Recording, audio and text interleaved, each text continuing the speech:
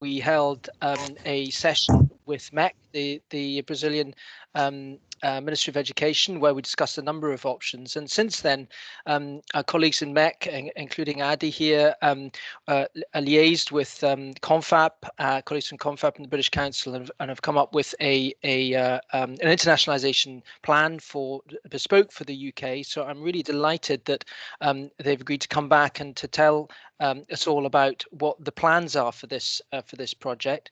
It isn't quite yet ready to announce, but we're getting a forewarning of what's going on. We will be recording this session, and we'll be sharing the slides, obviously to everybody who's here, but also more widely in the Latnet group.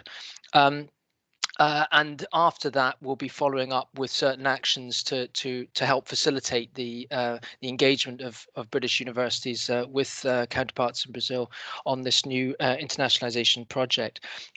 But we have more or less 3 sessions today. I'll start off with handing over to Diana Daschi, who is the regional lead for higher education and science in the Americas in the British Council. Is very well known, I'm sure, to lots of you. She'll say something about the sort of regional overview of the British Council's work in the region. And then Vera Oliveira, who is Senior Manager for Higher Education and Science in the British Council in Brazil, who again is very well known, I'm sure, to you all, will say something about the Universities of the World project that was completed and is very much the forerunner of what we'll be talking about. And then at past, we'll move over to Adi Balbinot Jr. from the Ministry of Education. He's the Junior Coordinator General of International Affairs at the Ministry, and also delighted to have Flavia Cerqueira from the National Council for State Research Support Foundation, so CONFAP, and who's advisor for international cooperation. And Adi and Flavia will introduce the internationalization project, and then we'll have Q&A at the end. Okay, so without further ado, welcome, and can I pass over the floor to Diana? Thank you very much, Diana. Thanks, Neville, and thank you everyone for participating in this space today. And yeah, thank you, UUKi, for sharing this space to have this catch up with universities of where we are at as the British Council in terms of the region and of course globally. We, as all of us, have not been detached from the challenges around operation, funding, and have also used and are using this moment to be flexible and resilient in adapting on the ways we are working and how to optimize resources in line with the international education strategy, with current and most recent reviews around sector and security priorities in the UK government and its bodies, HMG, and of course, partner and like-minded agencies as UUKi, research funding agencies, and other critical to the sector. So with that, I thought I'd give you a bit of an overview of where we're at globally and regionally. Globally, just a bit of an update and a key message, as you might know, supporting the outward mobility goals of the government. The British Council operates jointly with ECORISE, the Turing Scheme. The Turing Scheme supports Global Britain by providing an opportunity for UK organizations from the higher education, further education, vocational education, and the school sector to offer their students, learners, and pupils the opportunities to study or work abroad. So you are most likely familiar with the scheme. It's part of our key priorities, what we operate, where we're encouraging. And as you might know, the deadline is extended for this upcoming April 16th. So just a bit of an ad there for applications that are not yet there to be submitted. In terms of updates and to provide some direction of travel, I thought I'd share the 4 pillars of our global HE strategy, which is the Going Global Partnerships Program, and then focusing a bit of where we are heading regionally. So broadly speaking, there are 4 pillars, of course, broadly speaking, because these pillars overlap and build into each other, contribute to each other. The first of it, and this is our global, Going Global Partnerships program, it's around enabling research, supporting research, knowledge, and innovation collaborations to address local and global challenges and promote inclusive future growth.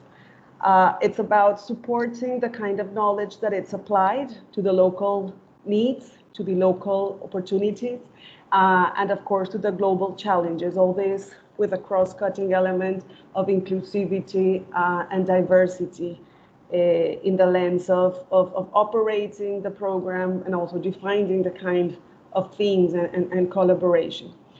The second pillar, it's around internationalizing HE institutions, so all around creating the capacities and the enabling environment to support institutions and individuals to benefit from that internationalization. I think this is most of what we've done in our last HE partnerships program in the region via the different calls and the different capacity building strategies. And this builds upon what will be shared later today, but it's also leading us to the third pillar, which is the strengthening systems around improving the quality and efficiency of tertiary institutions and the systems.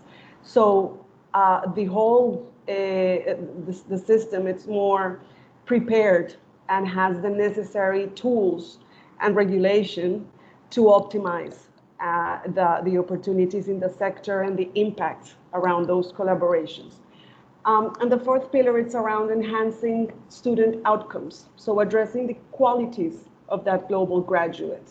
You know, the Going Global Partnership also has a wing on teve and vocational training, but also as part of the HE, it's about thinking of the skills and the quality around soft skills, employability, community outcomes, etc., and how to follow up and how to support and how to better embrace those.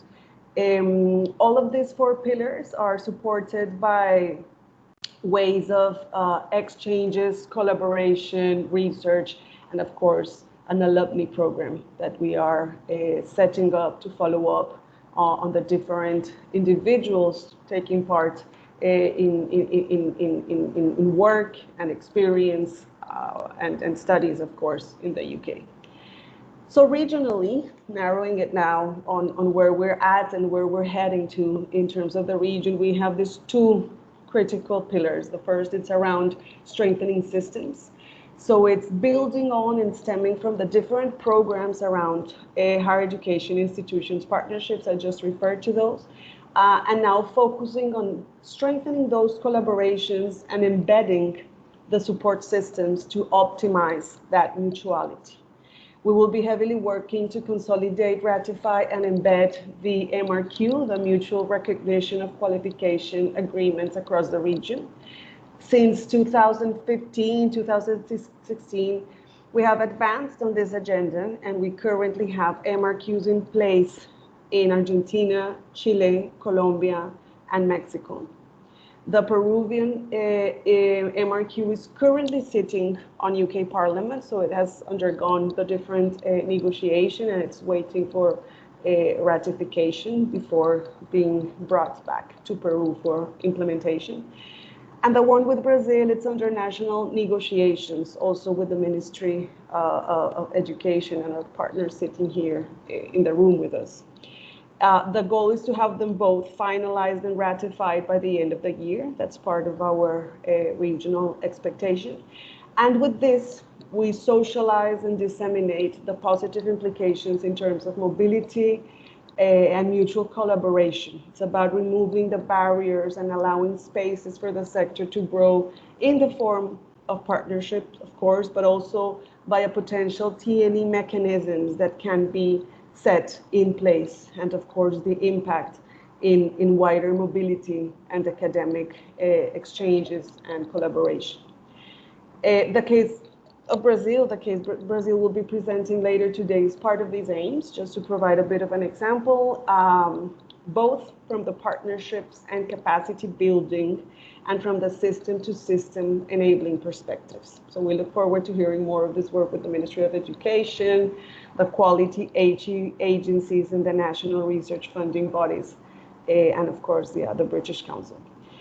We are also playing a critical role working with local quality agencies, for example, in Peru, which is the case of SUNEDU in PEMESUD, and in partnership with the selected University of Liverpool in the case, in supporting capacity building for internationalization, providing public sector officials and local universities with the tools to deliver their courses digitally, a very timely skill in times of remote teaching and learning, of course.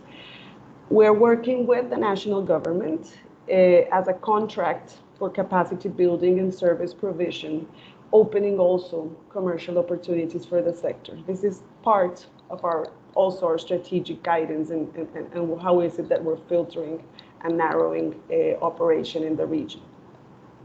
Then the second pillar, it's around enabling research. And with this, we of course continue operating the Newton Fund in the countries where we've operated in the last 2 years, which are Mexico, Colombia, Brazil, and Peru. Not that we've operated Newton only for the last 2 years. We've been operating Newton since 2014, but there has been some iteration in terms of the countries, and these are, long-standing countries for the Newton Fund. And we bring under this pillar a strong focus in our Women and Girls in STEM regional program. The program strengthens ties between women and girls in STEM at both individual and institutional levels between the Americas and the United Kingdom to transform patterns of influence and reinforce schemes for leadership and gender in STEM. This involves networks, capacity building, research collaboration, mobility, and exchanges.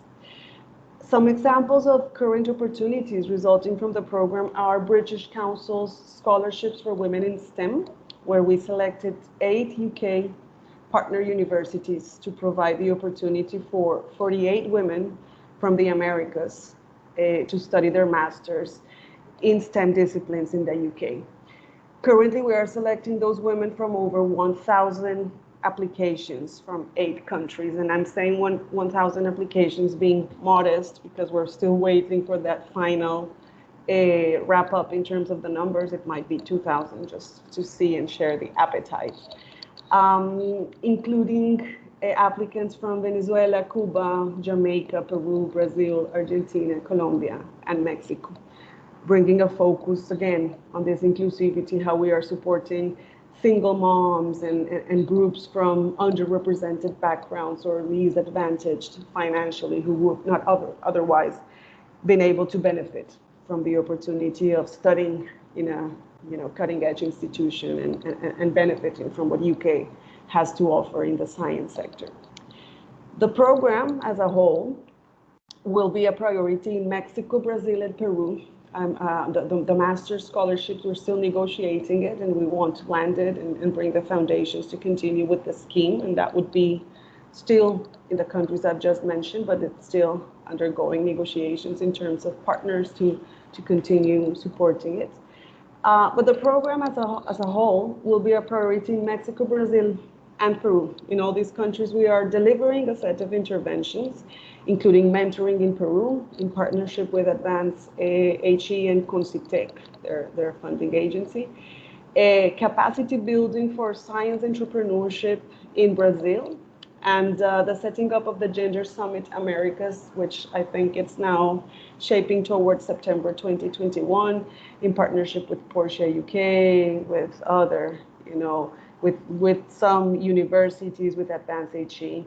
And of course, the setting up of the UK America's Women in Science Association, bringing representatives from academic, science, and policy sectors to advance on processes and critical agendas around research and policies for more inclusive, diverse, and representative science. We will continue supporting mobility, promoting the sector in the region, no longer in the shape of the fairs, at least not the ones we used to operate, but we do continue to provide spaces for this exchange with global events where we encourage the local participation of our markets and are having and planning some key moments of engagement led regionally.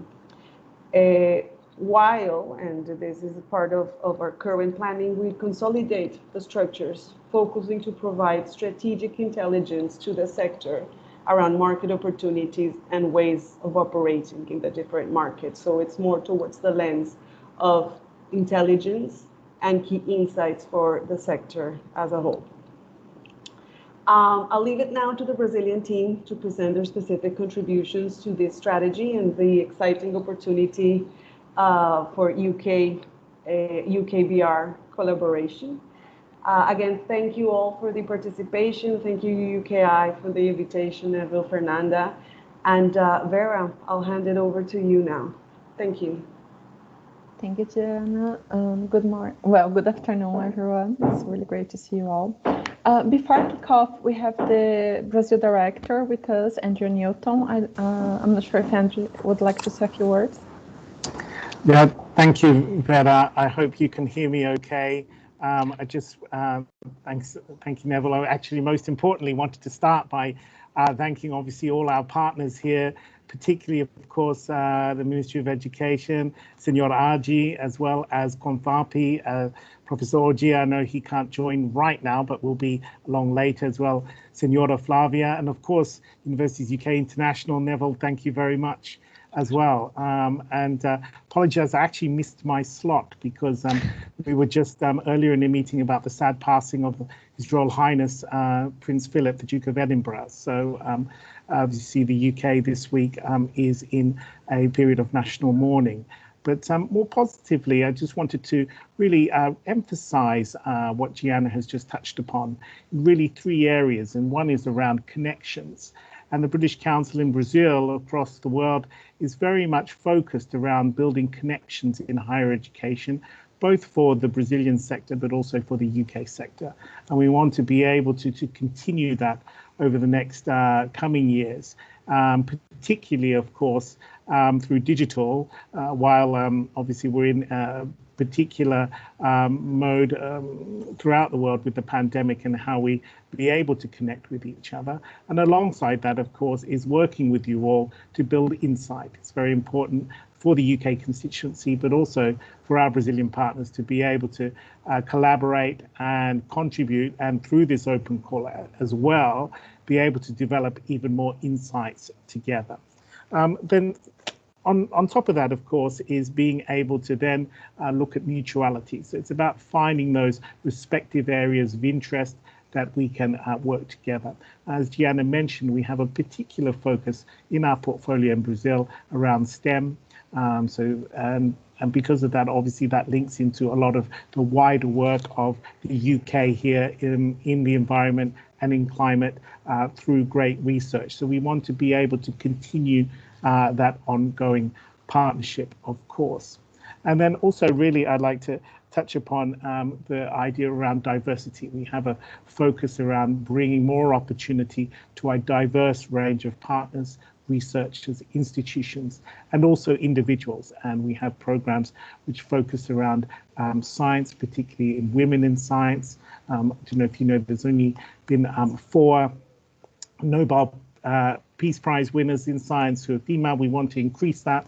We want to obviously have the first Brazilian Nobel Peace Prize winner in science soon, and we hope that collaboration could be with the UK. So we have a very particular emphasis on there, but also being able to widen our reach and opportunity for the UK constituency in building different institutional partnerships in Brazil. So I'll leave it there, but let's just say thank you very much for enabling me to share those thoughts with you all, and of course look forward to seeing some of the great results as part of this program. Thank you. Andy, thank you very much for that. Great, Vera, over to you. Thank you very much. Thank you, Andrew. Thank you, Neville. So once again, good afternoon, everyone. It's a real pleasure to be here, and thank you all for participating in the session, and especially our partners today, MEC, CONFAP, and UUKi, who have been supporting our work.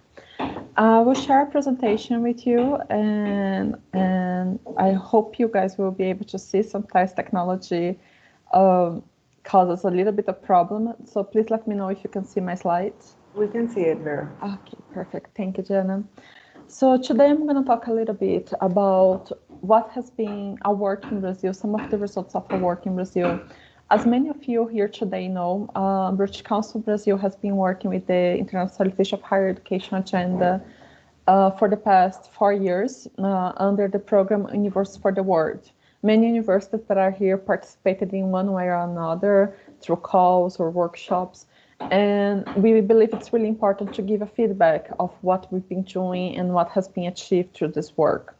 So the program was created, University for the World, when it was created in 2017.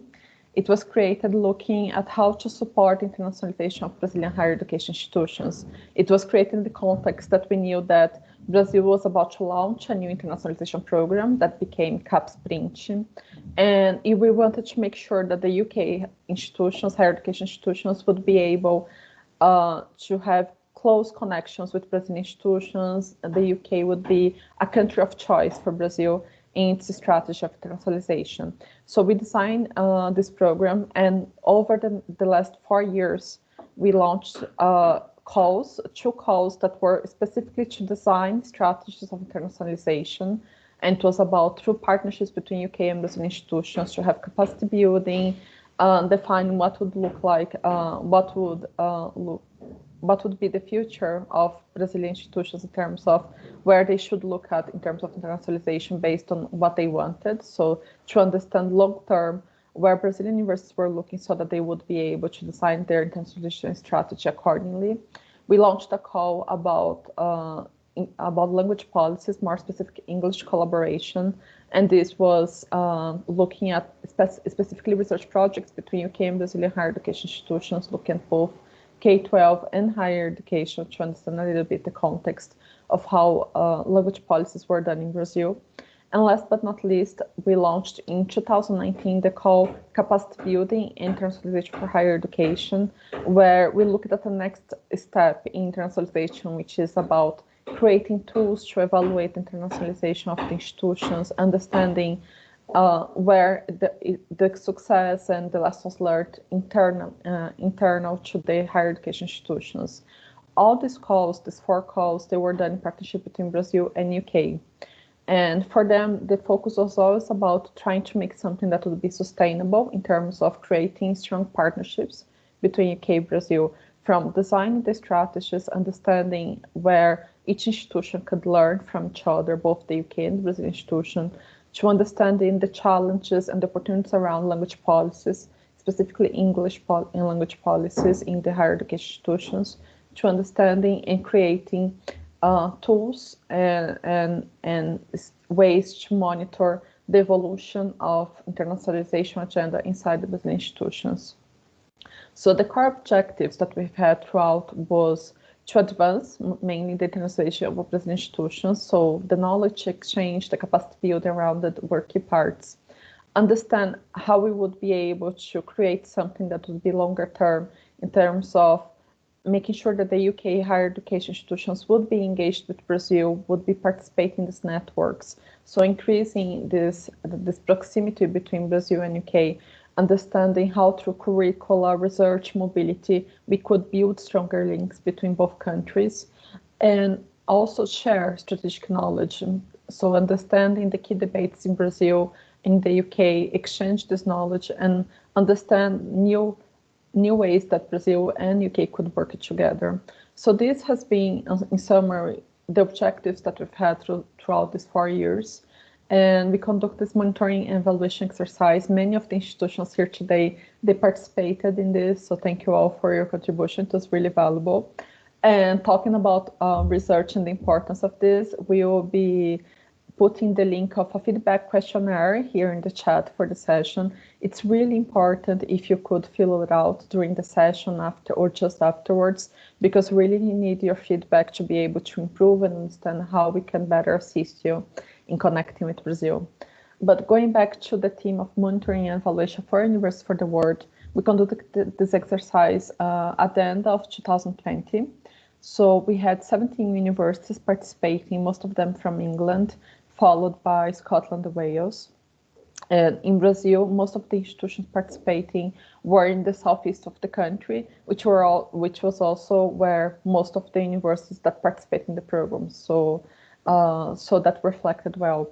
And what we found, the feedback that we received mostly was that through this, we helped a great internationalization of higher education institutions, and that we supported the UK higher education institutions in being favored partners of Brazilian higher education institutions. So what we realized through this M&E exercise was that British councils in Brazil supported this higher visibility of UK higher education institutions, and that we actually supported this collaboration. So the understanding was that through the calls and through the workshops and the knowledge exchange, there was an increased international mobility, and we enabled the environment of internationalization in country with an improvement in capacity skills. This improvement in capacity skills so far has been very focused in Brazilian higher education institutions.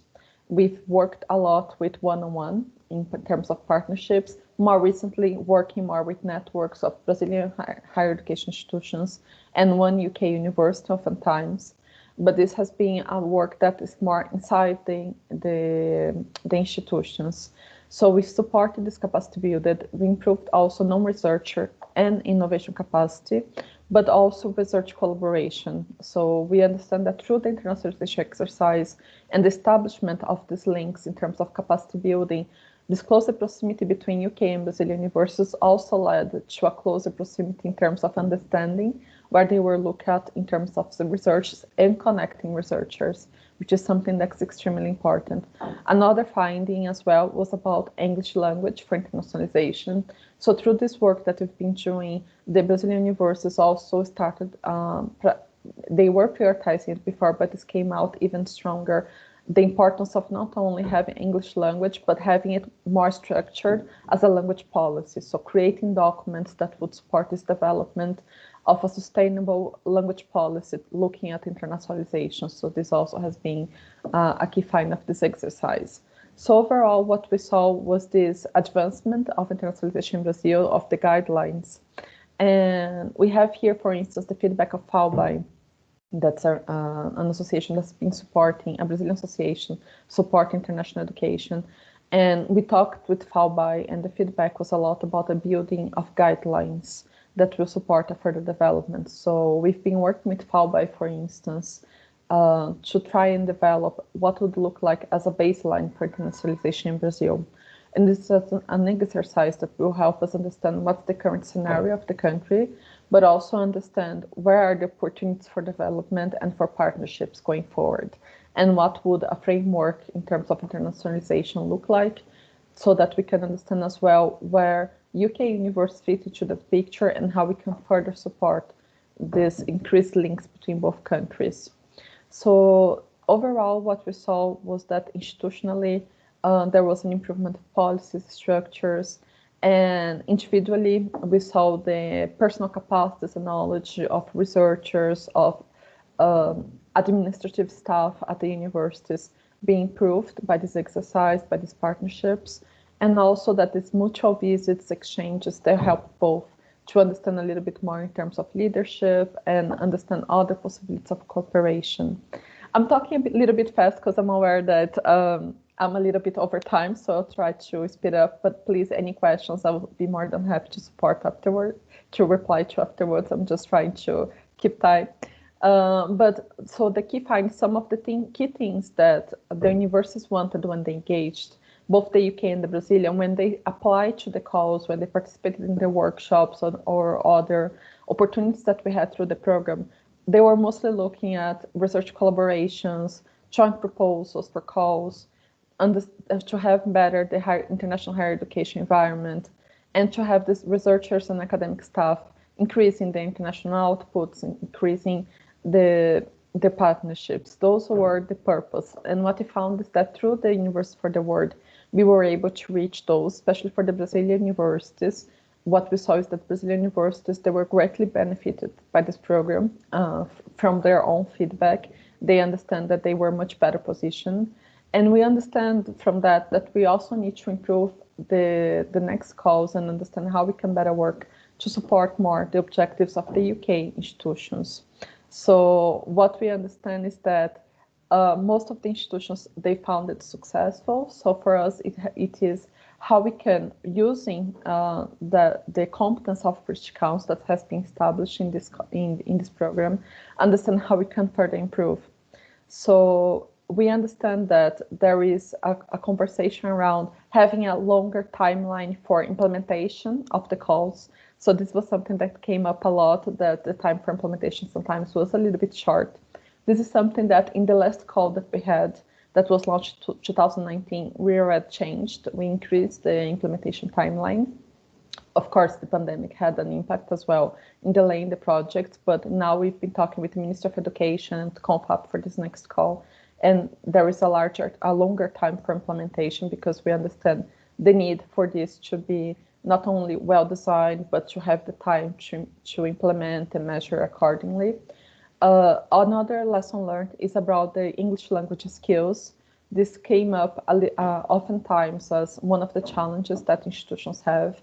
Sometimes the English language is not always the same level. So this, we've been supporting and discussing ways to improve that in other ways.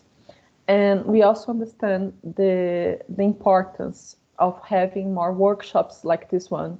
This workshop, it's talking about the call, understand a little bit more how it can work. But the plan is that we organize a series of workshops connecting UK and Brazilian higher education institutions to have more clearly the objectives of each one, to make sure that when they design the proposal, when they connect, that they are building relations that are consistent, that they can coordinate better, and that we can also fill up the gaps of where we believe that some things will need to be further addressed. So following the feedback about the prior notification of opportunities, we designed this workshop. This is directly a result of this M&E. The clearer guidelines that we expect, that today we're giving a general guidelines, and we really welcome your feedback on any questions or doubts that you have, that we will address through this research that we are launching here in the chat. And the support that we're going to give in terms of giving not only information, but trying to bring in clarification, intermediating the contact. So we've been trying to address some of those. And I think that where we are looking at, as Diana mentioned, is how we can go further. So there are ways that we've been working. One of them is the Women in Science agenda.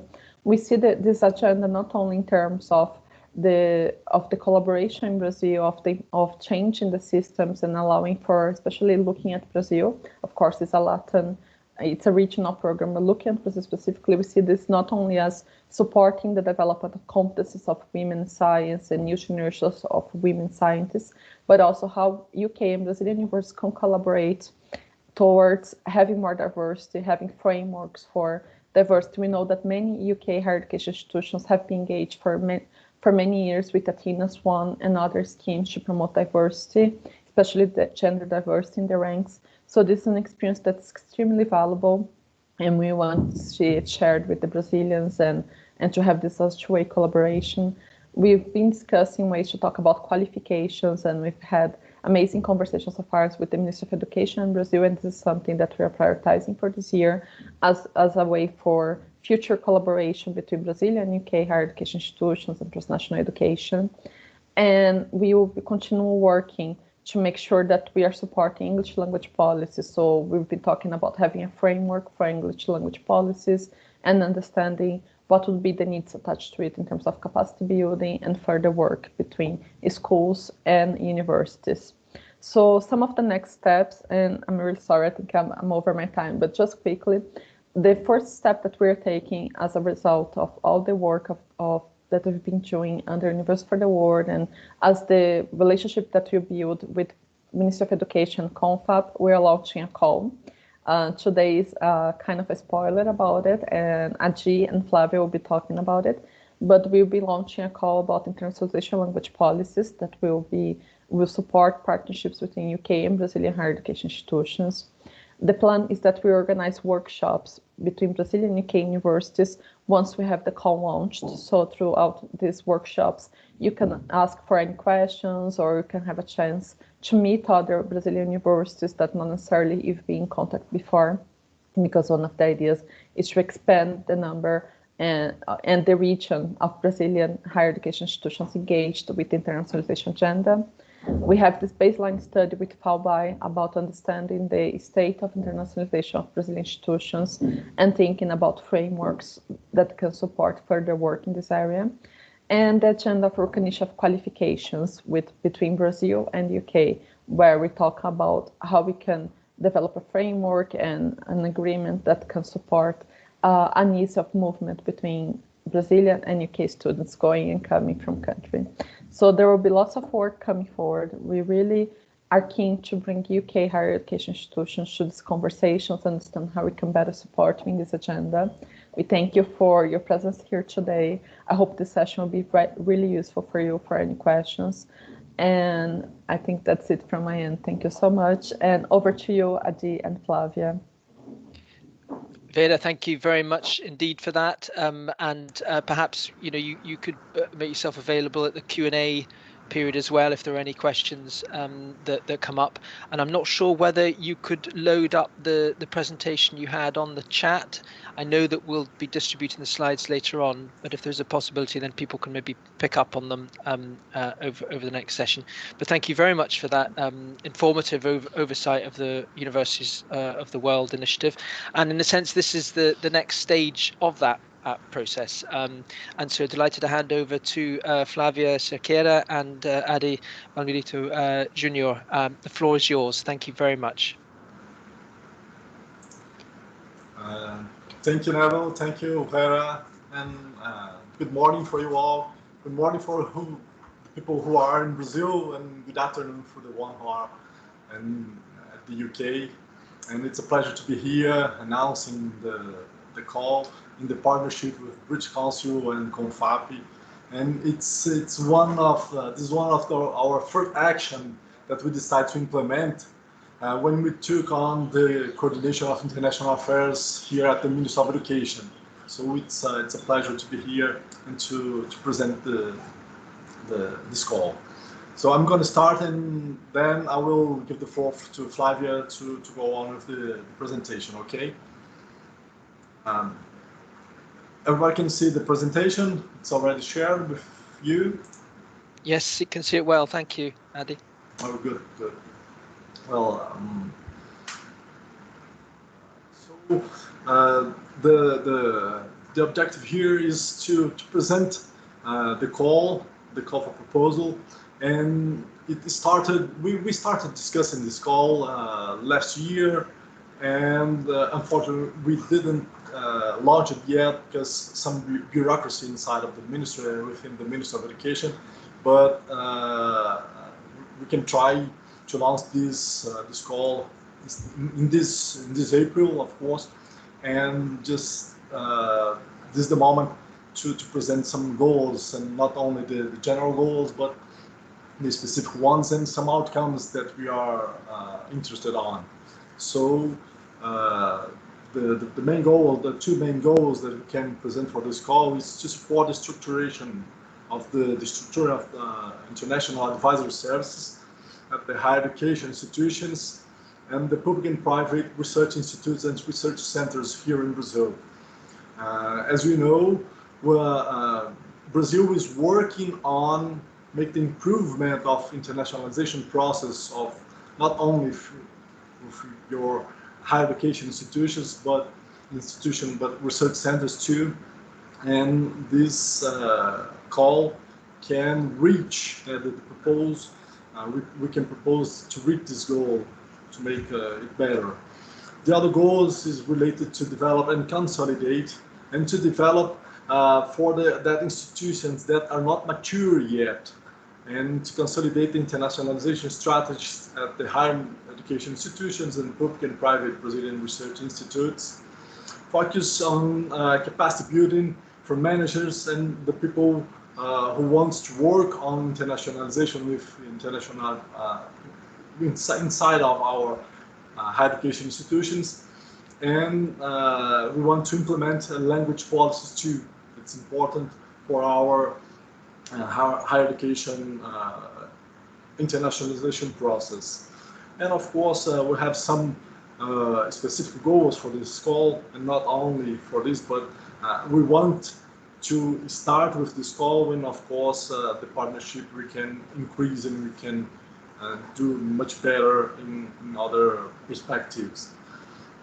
And in terms of specific goals, we can mention that build capacities of Brazilian institutions through the exchange of knowledge and experiences between institutions in the UK and Brazil, and both two levels, structuring of international offices in Brazilian institutions, which are starting its institutionalization international actions.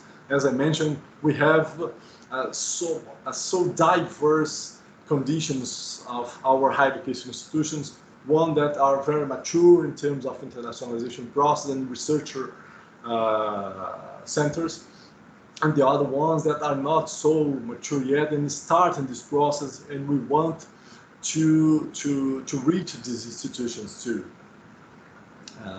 And the other specific goal is to team development, not only at the universities and international offices of our higher education institutes, but the key representatives from other areas of the institutions, because we think that the internationalization process it has to be occur not only in the manager level, but we have to share this condition and this process among with other institutional areas and departments and other entities inside the higher education institutions in Brazil, in trying to seek to form internationalization agents within the eligible entities, and it's very important for us as I mentioned.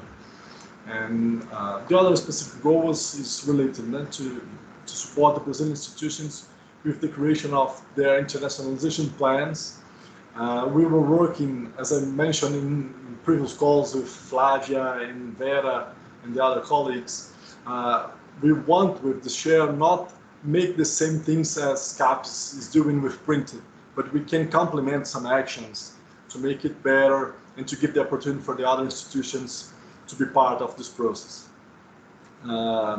Strengthen strategic partnerships between eligible Brazilian and UK institutions, of course, and to develop and train related by monitoring and evaluating internationalization plans.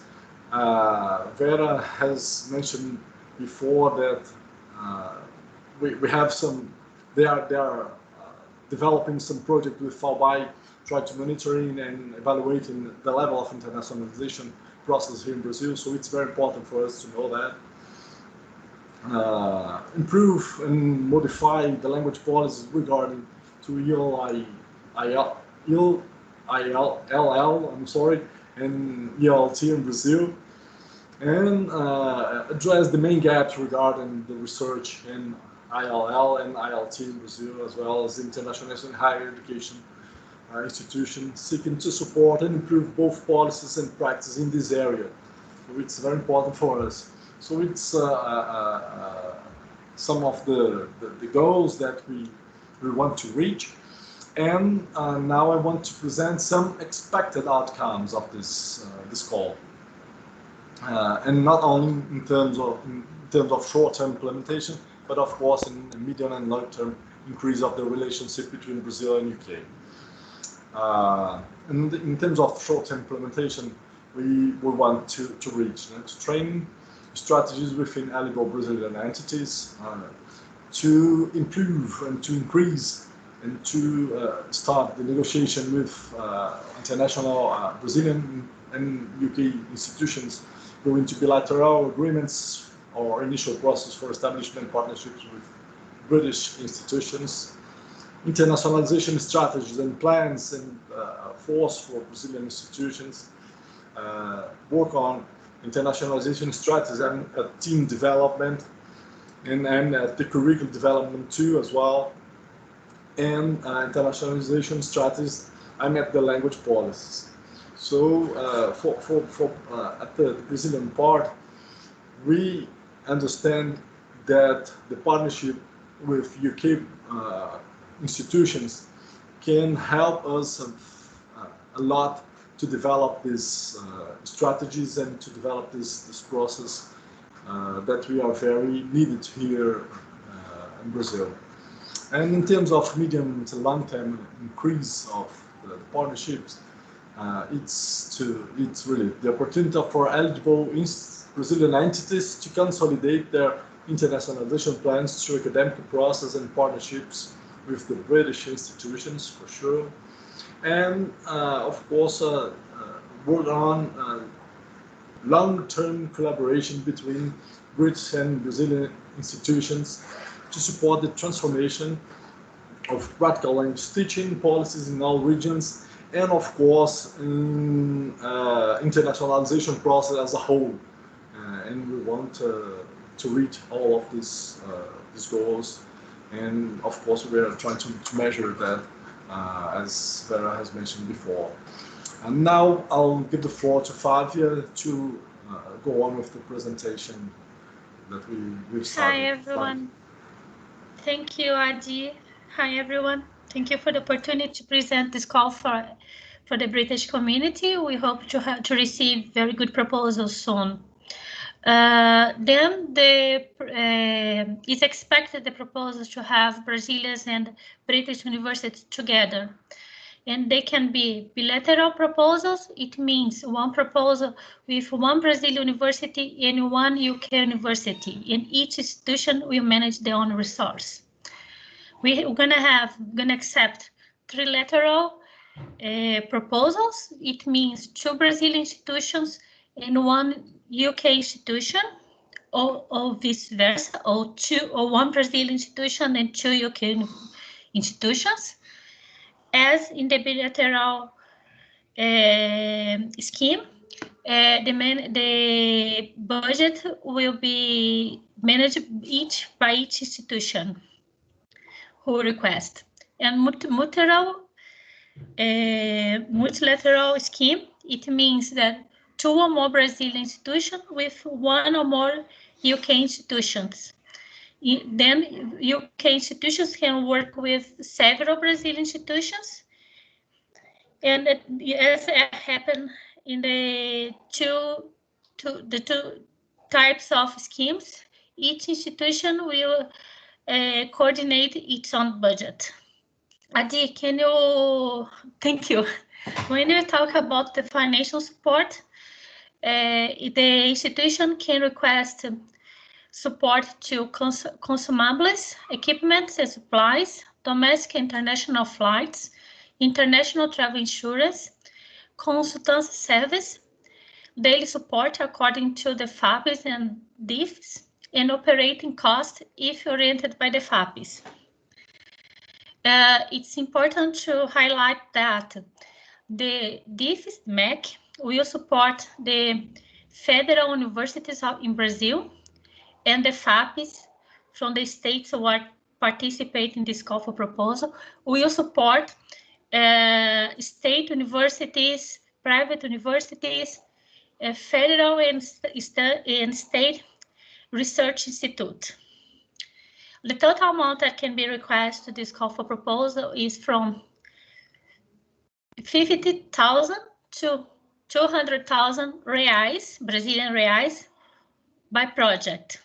And it's also expect a counterpart from the institution involved in the schemes. The counterpart can come from the British and Brazilian institutions. It's not defined who has to give more. It's going to be defined by the coordinators of the project, and it has to represent at least 15% of the total budget request. The counterpart can be direct financial resource in the project. So the institution will increase money in the total of the project, or it can be in kind. So as the infrastructure, scholarship, assistance in conducting workshop, laboratories, team work hours, and others. Please, Adi, thank you. This is the FAPs who are participating in this call for proposal. They are Fundação Araucária from Paraná, FAPEAM from Amazonas, FAPEG from Goiás, FAPERGs from Rio Grande do Sul, FAPERG from Rio de Janeiro, FAPES from Espírito Santo, FAPESB from Bahia, FAPESPA from Pará, the north of the country. In this table, you can see there how much money each institution will support, the expected number of projects that the FAPs are willing to support, how much they suggest to be requested per project. The submission of the project is in the British online system, but some FAPs, as the FAPEG, FAPERGs, FAPERG, FAPESB, are requesting to also submit the same project in its electronic platform. So the Brazilian research coordinator from these states has to submit the proposal in both platforms, in the British Council and also in the FAPS platform. Thank you. Well, I also would like to thank the British Council team for the support, Diana, Vera, Simone, Marcela, Fernanda, that will support us in the next step to establish of new partnerships, Adi from the MEC being support this opportunity, and also Neville for being in the organization of the workshop. I saw that Professor Odile de Lagostin, the president of CONFAP and FAPERG, is one of the FAPs who is involved in the call, joined us in the workshop. Professor, could you say some words, please? Hello. Good afternoon, everyone. I'm sorry, I think there was a misunderstanding of the time regarding the timing. I thought the meeting was starting now, but I can see now that I'm a bit late. I'm sorry about that.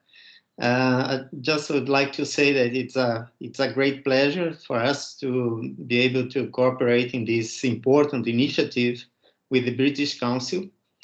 Precisely 30 years ago, I was arriving in England to start my PhD at the University of Surrey. And that was possible because the University of Surrey was open to the world at that time. So I know the importance of this initiative and I fully support it. Thank you. Professor Odile, many thanks indeed for those words, and it's lovely to hear of experiences of people who've been to the UK many years ago, and in a sense the connections are still there. And to some extent, what we're doing here, isn't it, is creating those new long-term relationships for other institutions and other individuals. Flavia, Adi, thank you very much for your presentation, and obviously Diana and Vera before that. We now have about half an hour's time for questions from the floor. We have relatively manageable number of colleagues on the call today, so instead of typing your question in the chat function, can I just recommend that you kind of pop up, put your hand up, and then ask your question directly. Can I ask first of all, though, a question to sort of warm things up? Flavia, you mentioned that you were interested in bilateral connections, obviously, with the federal, private, and state universities and research institutes, but also trilateral and multilateral. Would those, as it were, consortia approaches, would they be viable between different FAPs, or would they have to be within a single FAP? And I'd be interested to know how the federal connections overlay with the FAP ones, the state to federal? Yeah, because there's obviously some connection there. Sorry, it's expected that the consortium be different FAPs. For example, one state university in Rio Grande do Sul, one private university in Espírito Santo, and one federal university in Minas Gerais. It can be one example. It's expected that the source of money in the consortium be different. Right, so that proposal will be put down in such a way as the amount of money drawn from the particular FAP from that particular institution would be clear, and yet they'd be joining a broader arrangement with a selection of British universities and obviously universities in Brazil, and that would be likewise with a federal university. If a federal university was involved, their proportion of the budget would be drawn from MEC rather than from the local FAP. Yes, in the budget of the form of the budget in the call for proposal, the coordinators have to feel how much the total they're going to request for the proposal and how much they're going to request for each institution, for each FAP, and for the federal university, the federal government, for the Ministry of Education.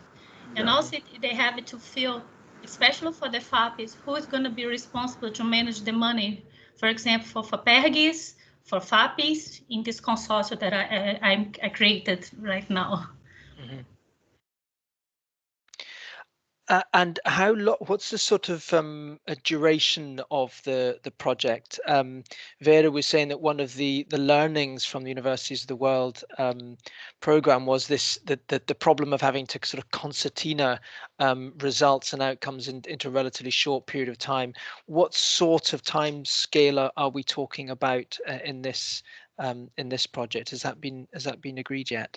I'm not sure if you mentioned that. Forgive me if you covered that. Sorry, it was not in the presentation. Is expected to be from 18 months to 24 months. Okay, from the decision on which consortium, which programs to support. Okay, and do we have an indication of how long the call will be open for? I know that there's still a little bit of ambiguity as to when it will be released, but do we know more? Is it going to be for a couple of months or what sort of length? It's expected. Adi, if I'm saying correctly, please correct me. It's expected to be open for 3 months, so the universities have enough time to coordinate by themselves to write a proposal, and also for new partnerships be established. And also is expected that one Brazilian university will be responsible to submit the proposal. Yeah, and of course, Flavia, just to mention, we want to take on the help of not only the British Council but UUKi with the divulgation of this call and to make these arrangements and to help us with this arrangement. We suggest that since we are doing these presentations about this call, unfortunately we cannot say when it's going to be launched, but the Brazilian universities and the UK universities start to talk with themselves to start to thinking in a project which universities will take part. So they have like extra time to start to organize themselves. If I may add just on this, and to inform the UK university here, I think one of the challenges we've had in terms of the kind of calls we launched in the past was to expand the kind of Brazilian university that was applying to them. And I think this has been a challenge overall. We see that many collaborations between UK and Brazil, they're really focused in the university in the southeast of Brazil for a number of reasons. But at the same time, we see many opportunities for further partnerships with universities in other parts of Brazil. So to address that, one of the works we've been doing in Brazil as British Council in partnership with the Ministry of Education, with CONFAP, has been a series of workshops for capacity building. So we've ran 3 workshops from January to March. They were about internationalization, language policies, and to raise this awareness about this con that we were going to launch, but also to talk about the different possibilities of partnerships and how this could be a part of their strategy once they define what they want. So for us, the next natural step is now to put together the UK and Brazilian institutions in other workshops. So for us, it will be really important to understand where are the UK universities looking at. We understand that in the current context, the priorities might have shifted a little bit. Of course, we are, well, this past year has been complex, but at the same point for us, it's really important to understand from UK universities where they are looking at in terms of partnerships with Brazil, what areas, so that we can also support in this matchmaking efforts to make sure that we are, making the best of it.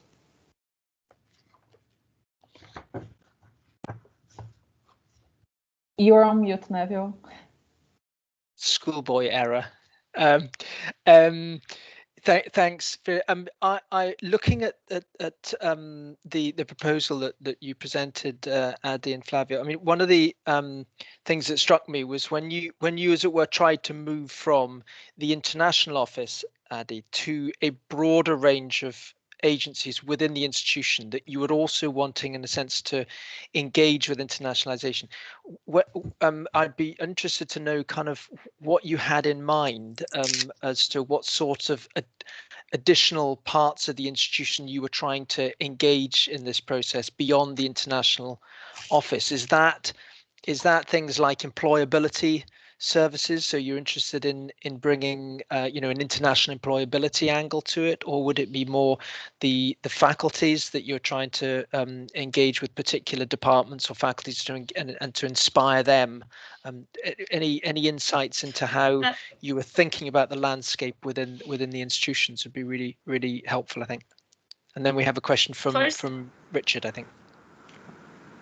First, this call for proposal is not only for universities who already have an international relations office.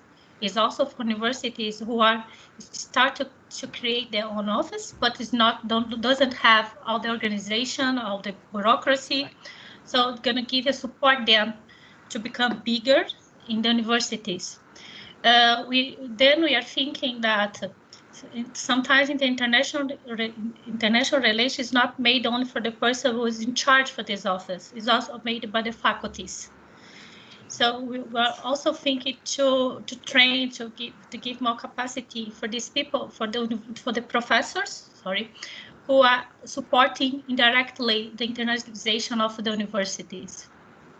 Yeah, and just to complement Flavia, if I can, it's important to say that the proposal has to be submitted in institutional level. It's not only for the faculty members, individual, and or for departments, but it has to be the form has to be filled for the dean or the people who wants to respond or answer for the institution as a whole. So it's important thing that we can say, because we have learned some lessons from the other programs that we've managed in past years. And it's important that the proposal be filled by the dean or the director of the institution. Great, that's super. Richard, do you want to switch on and give your question? Sure. Thanks, Neville. Apologies in advance. I'm not turning my camera on. I've got 2 small children running behind me in the background, so anything could happen. So it's probably safer this way, I think. Thanks to everyone for the presentations. It was just a general question about perhaps the academic nature of the call, thinking about the UK side. This may become clearer, Vera, in the workshops that you mentioned. I guess it was just thinking about the language policy side of things within the call. Is the intention or the desire to have experts from areas of language policy development for example, playing a pivotal role within the call, or can those language policies and language development outcomes come via other areas of research interaction that we may have already in place? I'm just trying to consider who I might want to flag things with at this stage. Sorry, I had to mute then. So apologies. I thought you did. Sorry about that. Your voice just went up an octave. So is that question clear, Flavian and Adi, about the who should we be engaging with on our side? Are they the language policy development people, or could it be broader?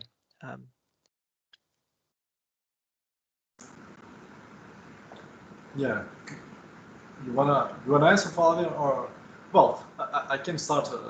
Of course, it's clear, and for sure, it's very important for us to have on the call language policy specialists. I think it's very important.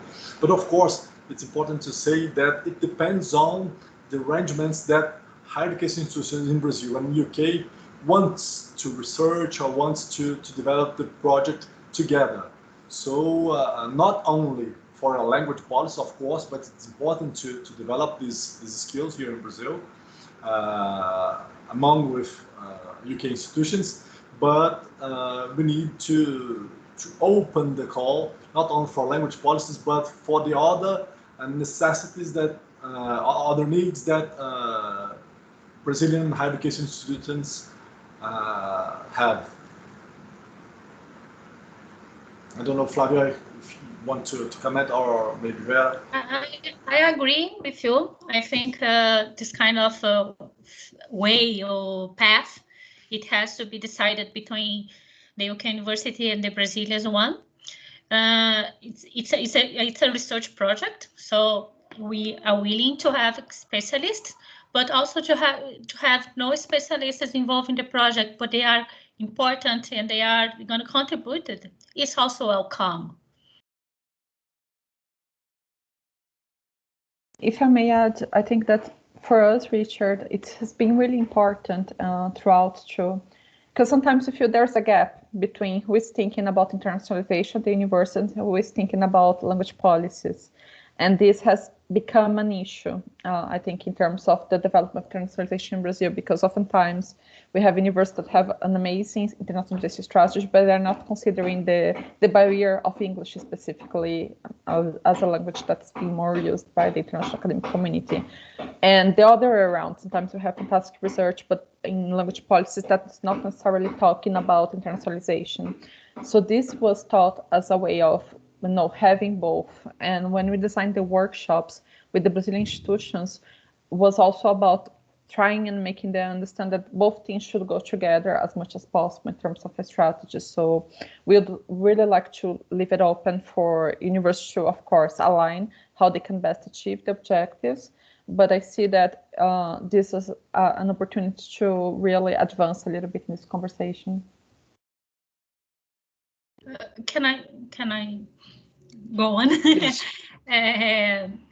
It's important to think in the university as a whole, not to think only one field of the university or a project directed to one faculty or to 3 or 4 faculty. It's a general plan for university to think all the stakeholders can be benefit in the project. Yes, but at the same time, Flavia, if we were trying to mobilize interest in faculties with internationalization across university, then presumably there will be certain divisions and departments and faculties who will be engaged and others who will be less. I suppose what you're suggesting is that, or I think, is that, it has to have institutional buy-in, that it is an institutional policy, not a faculty one, and I suppose that the engagement of the different departments and faculties speak to a broader agenda within the university, and it doesn't just reflect well on the department itself, the division. Is that right? So there must be some sort of balance, I would have thought. Yes, you have to find a balance. For sure, there will be one faculty who wanna carry on the project and be responsible, but you don't have to think that's going to be a project that only benefits his or her faculty or his group. It's an institutional project. Yeah. But how the other faculties we're going to be involved or going to be benefit, it's difficult to predict, because it's the different in the same way people engage in different way.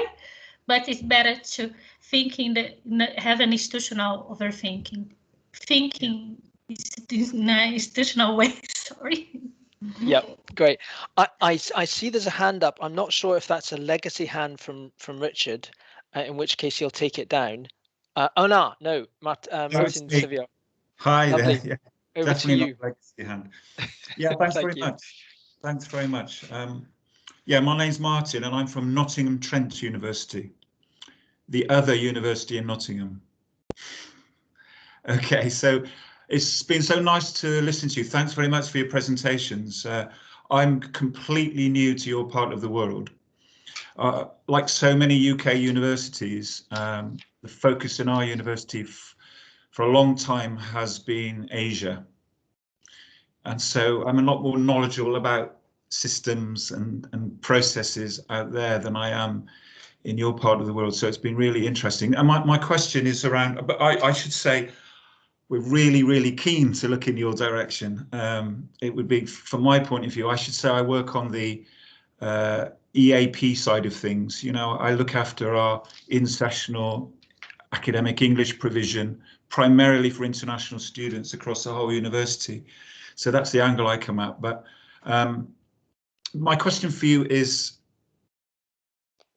if we develop projects of the kind you've been suggesting, to what extent are you assuming that they will be based around at least a degree of online connection like we're having now? I think this is quite a big issue for us, because even if we're very optimistic, and please let's be optimistic, the thought that we'll be jumping on planes, exchanging academics, exchanging students, running workshops based on lots and lots of travel. I think even if the health of the world permitted it, I think that there's been a sort of a bit of a movement against that idea. So I wonder, to what extent could projects perhaps be entirely based on virtual connections like this, given also that we've all got a hell of a lot better at it, I think, over the last year. So that was my question, really. Thank you.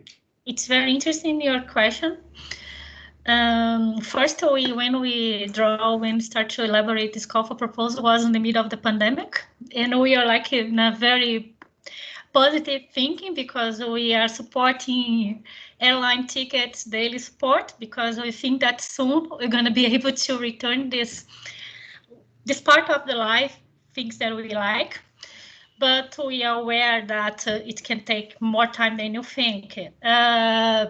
We haven't discussed internally if the project has to be 100% online, or it can be 50% or 50%, 50% online or 50% with mobilities.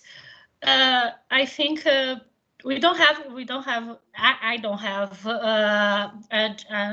a rule to say.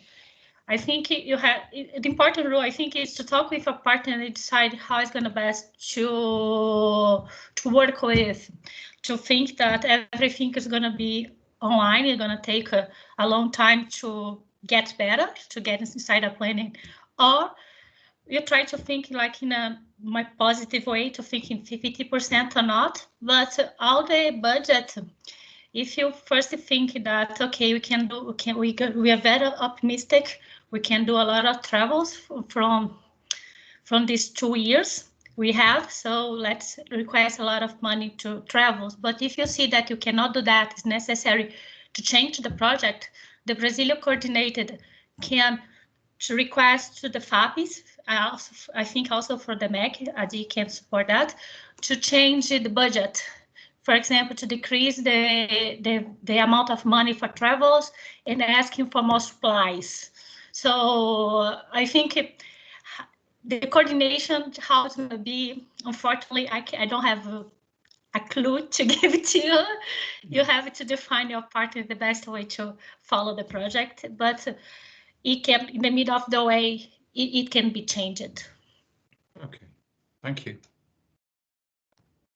I'm waiting for a nod from Adi there, so that the MEC one the MEC side is equally flexible. I do think, you know, if there's one thing we have learned this last year, and I speak as someone who's come to their office for the first day in a year today, and I'm not really enjoying it, I must say, apart from this meeting.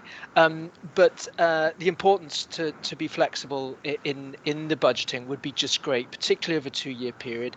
And also, you know, great, Flavia, let's be optimistic that we can travel, and that is good. But I do think it's incumbent upon all of us to try and think about different ways of doing what we did in the past and learning how to use this technology more effectively for the good of the environment, as much as anything else. So I'm sure that flexibility, any flexibility that we can get in the budget from all sides, would be really valuable, I think, going further down the line. Yeah. Well, thank you, Neville, and thank you, Martin, for the question. And from our perspective, inside the Ministry of Education, we think that the project has to be blended. So probably the first part of the project will run virtually, and the next part and the half part, the end part, the half-end part of the project could be developed working on traveling and scholarships and work together physically, as I said. So of course we need to be flexible in terms of the budget, and as we give the money and the budget for the institution as a whole for the project, it depends on the way that our federal institutions will manage this budget. But from our side, it's we have to think to be flexible in the way of how they manage the budget of the project. Okay, Neville. Yeah. So yeah. Of course you can count on MEC side to make it easier as we can. Superb, lovely. Vera, did you want to chip in there? I think Flavia and Adi, they covered all. I think the experience we've had this past year, I think we've had to adjust a lot the budget lines for pretty much all the projects we had, both for the projects in higher education collaboration or research. And I think this flexibility, of course, we are hopeful that going forward, especially because we're talking about 2 years for most projects, that will allow some travel and everything. But at the same point, we saw the increase of the efficiency of projects online. So we saw that people are taking more advantage of online resources, expanding the potentialities around it, escalating projects because they can access more people. So I think that should be something for the proponents to keep in mind, that they can increase their reach through digital means. Of course, not necessarily the same kind of connection that you have face-to-face, but at the same point, it's really important, I think, to consider this aspect, especially considering the year we had. Yeah. Vanda, question from Vanda. Hello there. Hi, Neville. Hi, everyone. Really nice to see you all. Thank you for our colleagues based in Brazil for their presentations. I had just perhaps 2 quick questions, if I may. Just some clarification questions. To go back to the point that Neville was making about the multilateral arrangements, when you have several universities together in a project. Do I understand it correctly that even though the money may be coming from different pots, MEC, the FAPs, in-kind support from the universities, we would still need to meet the 200K limit? I mean, that would, not that we would have to meet that limit, but I mean, that would be the maximum overall, even though we might be drawing on different pots of funding. Is that correct? Can I, Adi, and I think you step in, it's okay. It's suggested that the total limit of the project is from 50,000 to 200,000. this from the resources that we're going to be asking by the Brazilian universities from MEC and from FAPES. It's excluding the counterpart. So, for example, if we have a multi-role project with involving 4 FAPES and MEC, it can get a 200,000 reais, and plus the counterpart, the minimum counterpart of 15% of the universities. So it can be more than the amount of the project. But this limit is for the money is going to be requested by the funders. All right, that's brilliant. Thank you, Flavia, for that. And if I may just ask another question, I don't want to dominate this. Yes, thank you, Neville. I see you nodding. You mentioned lots of different ideas about what the projects could look like. I was just wondering if you could give us a sense of what the primary focus might be from your perspective. Would you say it's more a research-oriented project, or would you say you were more interested in a project that looks into capacity building? I would say this question, it has to be decided by the group that of universities are going to work with. It's for us, it's how we're going to present the project and how much of the research. Of course, there is a research proportion because we are going to request money for research agencies. But you have to show how the researcher we're gonna be beneficial for capacity building. Sorry, this kind of orientation. It's I think is how we're gonna work and how we're gonna write and argue to convince the ad hocs, the evaluators, that your proposal it's worth to be founded. All right. That's one advice. I'm sorry. I think one advice is to work on the needs and the vocation of each institutions, both in Brazil and the UK higher education institutions, of course. So I think it's important to focus on that, the needs and the vocational. Yeah, and that answers a question I was going to ask you, Adi, which was there were more or less 2 elements to this, isn't there? There's the language bit and there's the internationalization. And to some extent, you were saying, well, if an institution doesn't have an international office, then to some extent you're going to have to be foregrounding that aspect. But somebody who's an institution that's already, airborne on internationalization, then the issue is trying to rebalance that with an engagement with English language policy in order to get to maximize the benefit from that. But am I right in saying that all the projects will have to address both the language and the internationalization, or could you have a project, a consortia that are just looking at capacity building within the international office as opposed to language? Can you split the 2 elements, or would you be advised against that? I think, Neville, it will depend again, and I'm sorry to say that again, it will depend on the necessity of the needs of our institutions and the UK institutions. But of course, we are interested not only in, of course, we have and we have here a research project. That's a question very important. We are aiming to develop the internationalization process of our higher education institutions, and I think for the most of our institutions, it's important to use this opportunity to improve the language skills, to improve the language panorama in the project or around the project. But of course, some institutions has these skills already developed, and maybe our institution wants only to develop a research project on capacity building, for example, and it will depend on the needs and the vocation of the institutions. And I'm sorry to say that. I think it's better to have a proposal with both who highlights both lines, that's internationalization and language policies, but the needs of the universities are different But if one, for example, needs more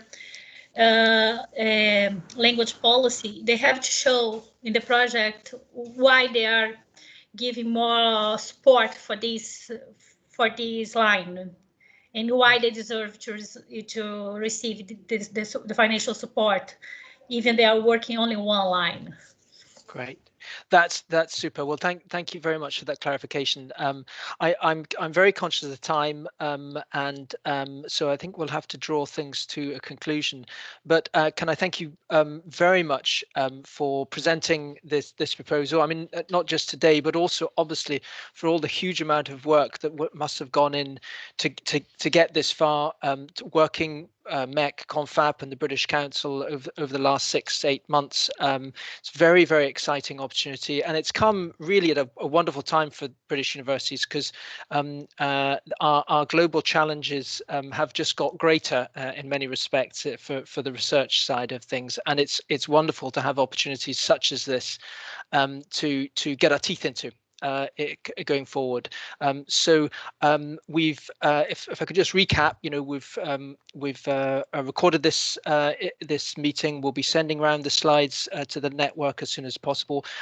Vera, I think I'm right in saying that, you know, we'll be touching base quite soon to arrange workshops so that our partners on both sides can come together and begin to engage. But we've got a heads up here. I think it's probably the opportunity now for us all to go see if we have contacts, you know, already in the states that the FAPs are involved in, and maybe to begin these conversations early on, so that we're a little bit ahead of the curve when the call comes out.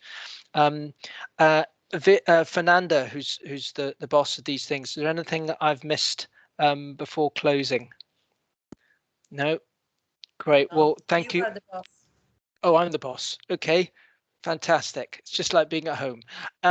So it's lovely to see you all again, and thank you all very, very much for your time today. Thank you.